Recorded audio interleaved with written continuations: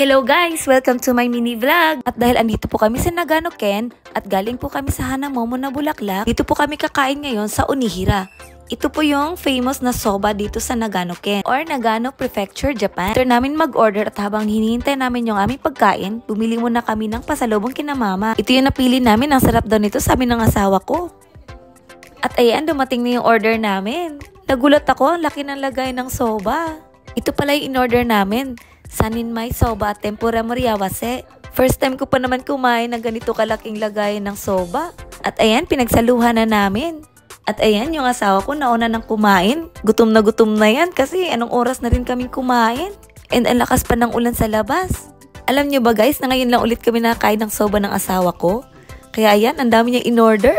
Yung tempura guys, shio or asin lang po yung nilagay namin. Kasi masarap daw siyang isawsaw sa asin. At ang sarap po ng tempura nila dito guys, naubos nga namin. Ang saya ng date namin ng asawa ko, ngayon nang ulit kami nakagala. Dahil sa sobrang busy niya sa work.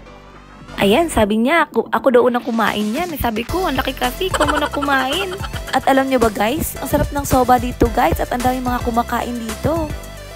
At ayan, kakain na ako guys. And before pala kayo kumain nito, yung mga nakalagay sa gilid guys, yung parang sawsawan ng soba, bago nyo ilagyan ng soba po guys, unahin nyo pong ilagay muna yung wasabi and spring onions, then i-mix nyo po muna bago nyo isawsaw yung soba. Hindi na nga ako nakapag-dinner nung araw na yan sa sobrang busog ko. Grabe guys, busog na busog kami nung araw na yan guys. At dahil busog na busog ako, yung asawa ko na lang pinag-drive ko pa uwi kasi naantok ako kasi busog ako. At saka lakas pa ng ulan sa labas. Natatakot pa naman akong mag-drive lalo na malakas ang ulan at saka ang layo-layo pa ng pinuntahan namin. And hanggang dito na lang guys. Thank you for watching. Sana nag-enjoy kayo. Bye! Arigatou gozaimasu!